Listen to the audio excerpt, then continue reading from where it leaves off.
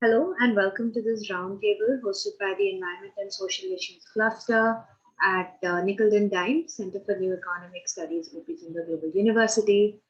We have our panel members today. The roundtable will be hosted by Sudarshan, and we have Deepthi and Shreya and also Ashish, and I will also be chipping in as well. Our discussion today is on environmental clearance laws and also environmental impact assessment, the reports, and also the nuances surrounding the same, the various stakeholders and their interactions. So I will now hand it over to Sudarshan, who will take it forward. Okay, so I hope I'm audible. A brief on the topic is as follows. So India has a set of environmental laws, primarily the act addressing it is the Environmental Protection Act, and there's been a series of notifications under it which clarify iteratively as to what are the procedures to be undertaken when environmentally detrimental or impactful structures are built, and all of those and so on. And that subset of laws are what we'll be focusing on today. The EIA regulations and possibly other related ones like the coastal regulation, CRZ regulations, and so on. So for a quick brief, the environmental impact assessment law sort of prescribes a four-step process in terms of evaluating how structures like industrial complexes, ports, harbors, and so on are built. A screening, scoping, preparation, public consultation, and then post-compliance process. Essentially, a project is first screened as to whether it's required, clearance is required, a clearance report is to be prepared, and which of the governments will be looking at it. And then scoping is done to look at the finer details of what are the most impactful characteristics and most important metrics the environmental clearance report has to have.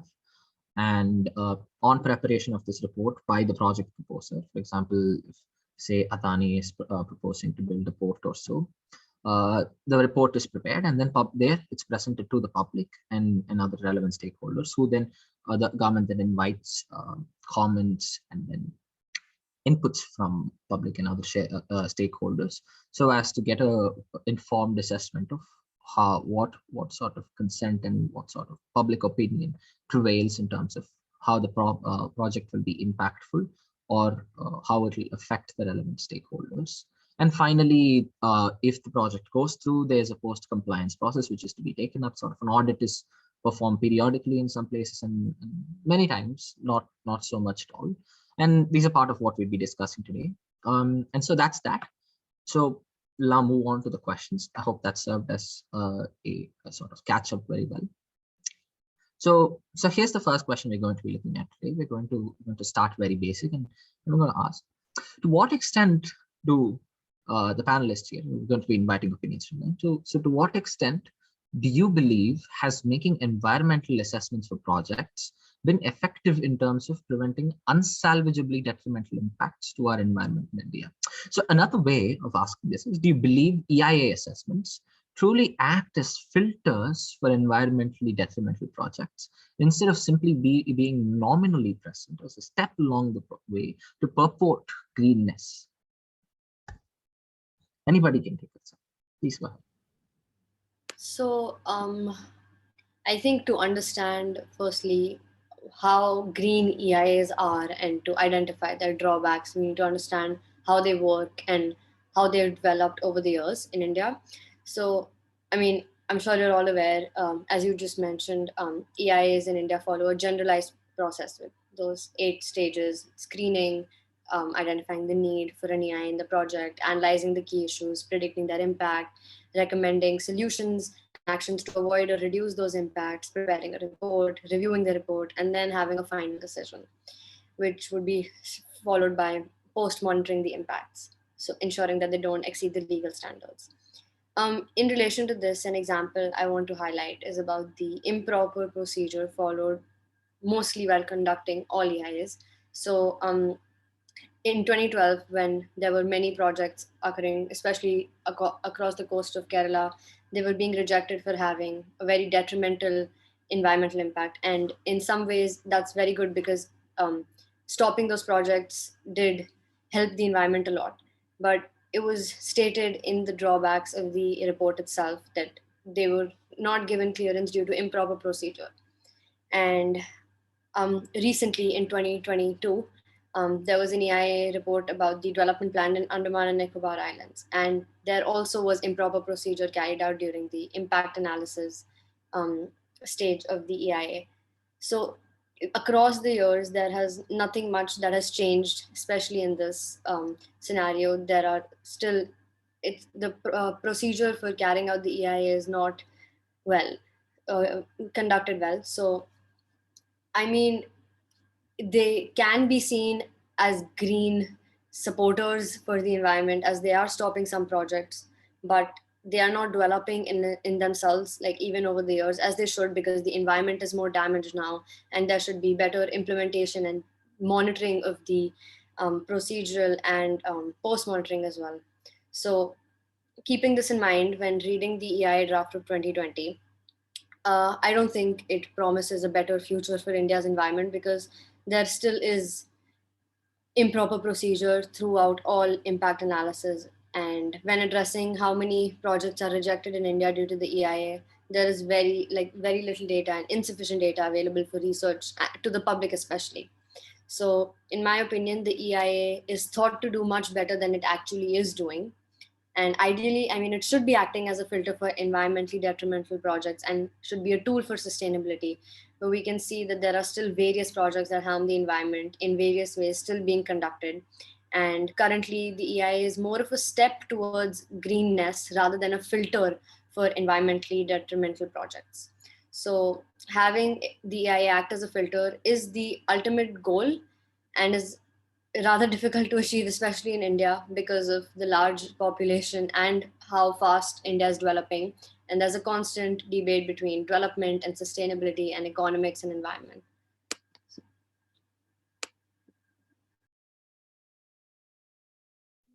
I had not exactly a counter question, but sort of tangential question. Do you think the reason that the EIA is not being taken sort of seriously, or there's like a lot of procedure involved, and that at each step it's not been done properly, is because it's limited to the sphere of an environment law? It's under the EPA, as far as I know, the Environment Protection Act. But the EIA sort of concerns all sectors, right? But it's not been taken. Do you think like a standalone law, a separate legislation for EIA could probably get the stakeholders to take it seriously? Sudarshan, Didi, anyone? So I just wanted to add to that by saying, yes, I think if there was a separate legislation, it would be better, because right now the EIAs are not mandated for all sectors and all projects. There are just some specific projects and sectors that it targets. And there are many more sectors that are left out that have projects that have a very detrimental impact on the environment that aren't even going through this impact analysis process. So if I may add to that, I'm not exactly sure if the implementational deficit comes from its lack of standalone legal stature. Um, well, I'm sure that the law would gain more traction, and people would have to be more cognizant of it, given its newfound popularity and implementation. I mean, it's bound to have some sort of marginal impact, and it's definitely bound to be positive. Uh, but but is the primary deficit in terms of implementation to be attributed to it not being or not having a standalone law? Probably not. That's uh, as far as I'm concerned, and as far as I know, that's what we're going to be discussing. And the primary source is everything from government complacency, uh, and in general the laxness of these regulations. So that brings us to our second question. So do you think, panelists here, that state government rules and regulations with regards to permissions to build structures in certain landscapes and ecologically sensitive landscapes per se, are they in spirit with what the national EIA guidelines prescribe?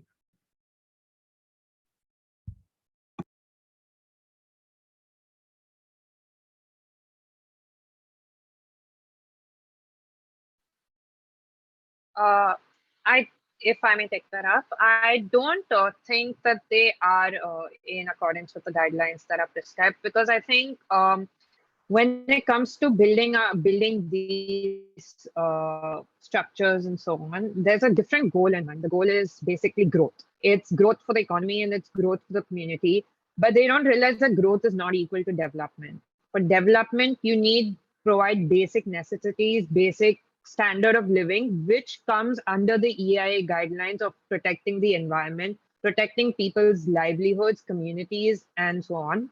And when growth is not aligned with development, we can see that there is a diversion away from the EIA guidelines. And I feel that the structures that the states are currently building is not in accordance with the EIA guidelines to many extents. While there are a lot of clauses in the guidelines and few of them are maintained, the basic crux of the guidelines, the EIA as a whole, which is to maintain our environment, our communities, to maintain people's livelihoods, that personally, I don't think it's maintained.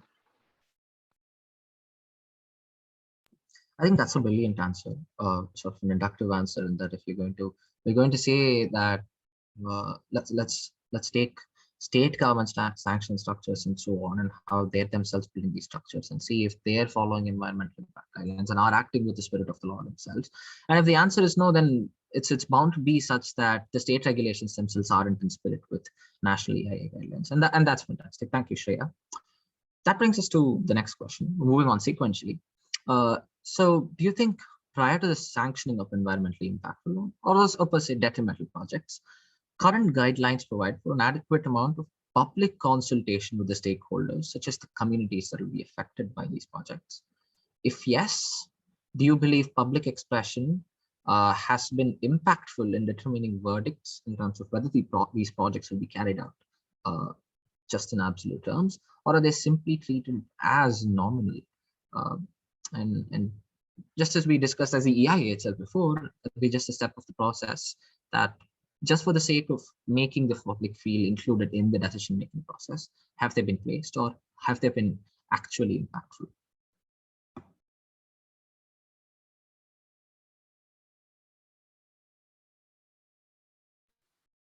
If I may take that up. So I think that while we've seen that there's always a provision for public consultation, we can clearly see that the stakeholders are not, it's a nominal feedback, because if it was actually taken into consideration, we won't have so many activists. We won't have people fighting for the basic necessities, such as Dayamani Barla, who fought tooth and nail just to make sure that her community stays alive in the place that they wanted to say. We wouldn't have people fighting for their livelihoods the way we see today, and we wouldn't have the world we see today. And I think that comes to say that while there is public consultation, it's just not adequate, and it's not law. If it was law, it would be implemented, it would be taken seriously. But clearly, we don't see that happening, and we see families being displaced, we see livelihoods being lost, and it's because I'm going back to my point. I think the thought process and the goal of the people involved is very different. For the people who are going for these projects, it is to see growth. For the people who want their basic livelihood saved, it's their development, it's their basic necessities. And those two are never aligned. And unless the laws involve that and take that into account, that growth needs to equal development for us to see the country prosper, I don't think the laws and the implementations are ever adequate or take into account the stakeholders.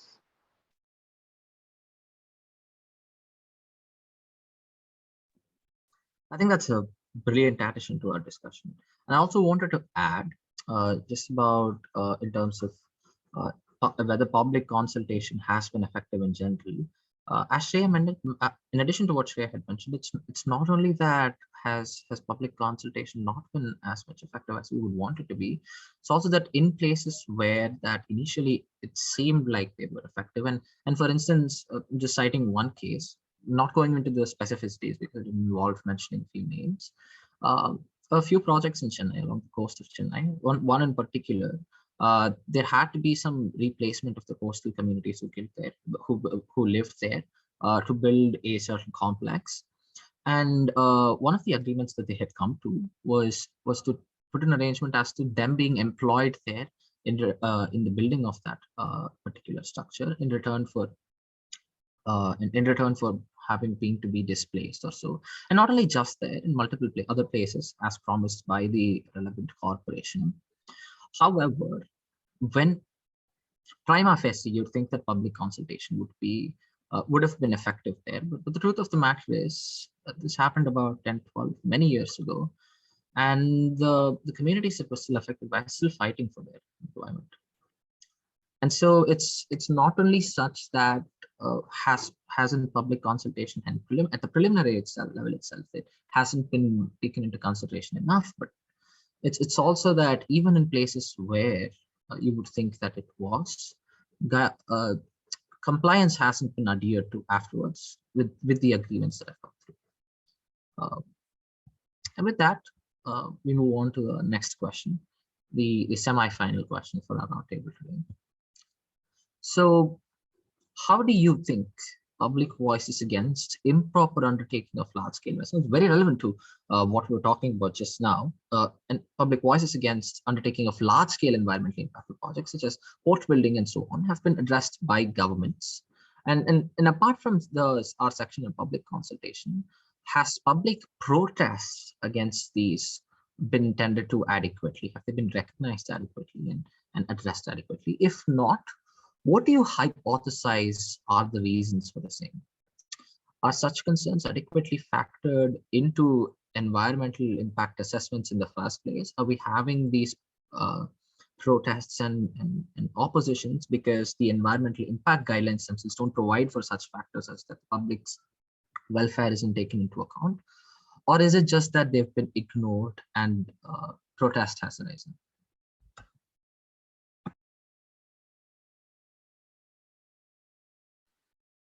If I may, I don't think that the government adequately addresses the situation, because addressing involves taking into account both sides of the argument. It involves taking into consideration each stakeholder and their problems, their resources, to ensure that it's a fruitful and a just solution. For in the case of environmental and community impacts, I think what the government does is it squashes. It doesn't address, it squashes protests. It squashes people who want to voice what they believe and what they feel, which is why we see a lot of protesters and activists who are fighting for their rights and basic necessities end up in jail or end up locked up. And that's not called addressing. That really is not called addressing. And I think for addressing, it involves not only, as you said, the preliminary stage of like having the thing and having it written down that, we're going to give you this right. We're going to, give you livelihoods. Even if we relocate you, we're going to do this for you. It also actually involves implementing it.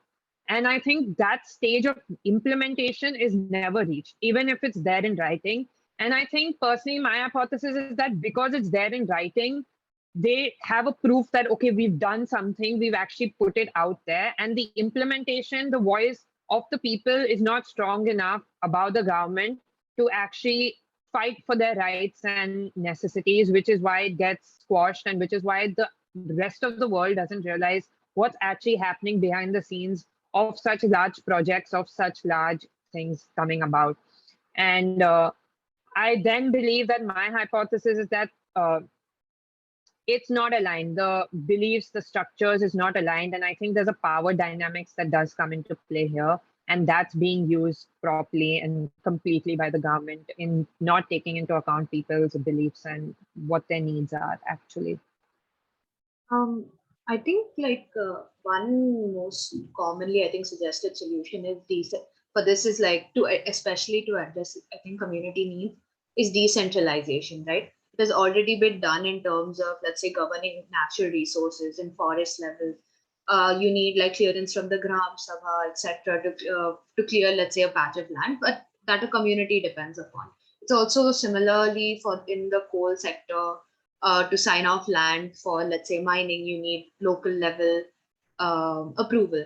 But the thing that you most often see is there's though the local, let's say, leaders are accountable to the people, to the community, there is also an upward accountability to whoever is governing them. Let's say it's the states. The state wants to make certain projects greenlit. They are not environmentally sustainable, but the local leaders are either A, forced to sort of sign the clearance papers for it, or B, they are they have an upward accountability. Apart from this, do you think a viable solution would be, because you see, and we have talked about this even in previous roundtables, is there's a gap between what the center wants to do in terms of laws and what actually happens on ground. And also another solution for this is NGOs, who are the ones who are working on ground, and they work in these small like sort of pockets and deal with only, let's say, 1, 2, 3, maybe 10 communities at a time. So do you think that is a viable solution in terms of reaching out to these NGOs and kind of using their help? That's what I think. When at least economists analyze policies, they most often use NGOs' help to see if it works or not. So do you guys think that will be a sort of viable, more feasible solution to address the problem?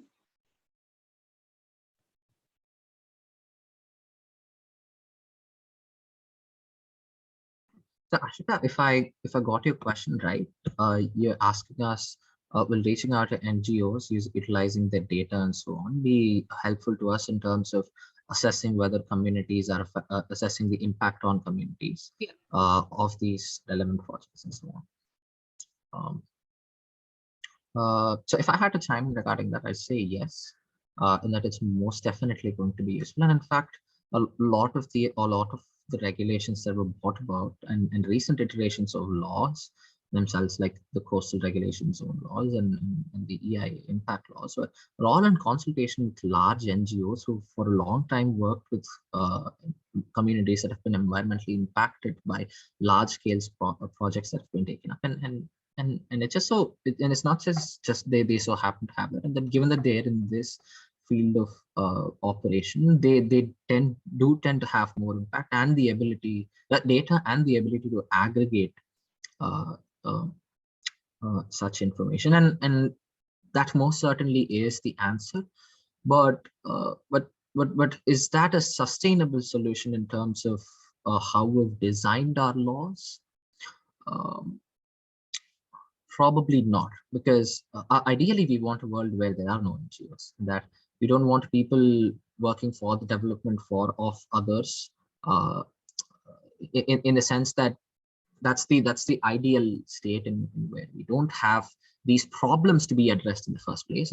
And fundamentally, of course, realistically, we're always going to have these problems, but the idea is to minimize them, to bring about more stringent regulations and so. And just to cycle back to my question about are such concerns adequately factored into environmental impact assessments in the first place? I think Shreya addressed that briefly as well. I just wanted to add to that, and by saying that I think EIA guidelines by themselves in terms of what needs to be there on reports and so on are pretty robust. But at the end of the day, if the data that these corporations and large establishments provide in these environmental guideline reports are going to be falsified, and if the state committees that are going to be addressing these are going to have somewhat often conflicts of interest, because there's very little transparency in terms of how they're constituted,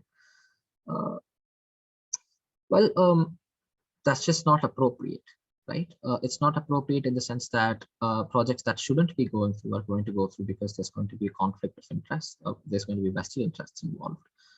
And despite all of the relevant metrics being factored into what an environmental impact assessment report must have, it doesn't have the requisite impact it should. And with that, we're going to talk about what's the way forward from now, and just address a short current affair. So a short discussion on the recent EIA 2020 draft. So do you think will greater ease of processing and laxness in producing these reports come along with more environmentally harmful projects getting approved? A brief of the EIA report, or a short line on that is that it proposes quickening approval processes and in some sense reducing public consultation as well. So is this going to lead to a sort of hole in the filter in terms of more environmentally harmful projects getting approved in the future? So how do you think the future looks? I think this question can be answered in a very yes or no manner. Laxness while producing reports like the AI will definitely come along with more environmentally harmful projects getting approved, and the like with the AI draft, even harmful detrimental projects for the environment get the license to go on, and they are approved and they can still carry on normally.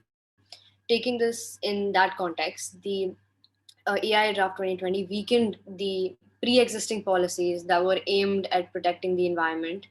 For example, it did not fulfill the precautionary principle that is very significant to environmental law in India. It ensures businesses and organizations both take their environmental impact into consideration before initiating their activities.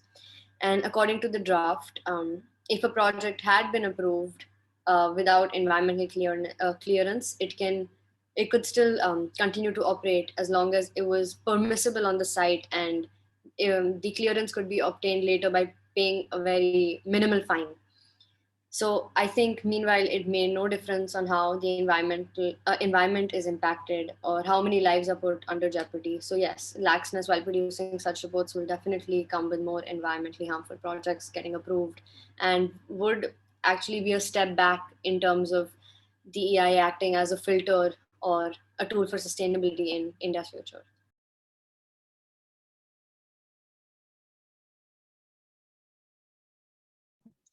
Thank you for that addition, Preeti. I think that sums up our discussion today very fruitfully.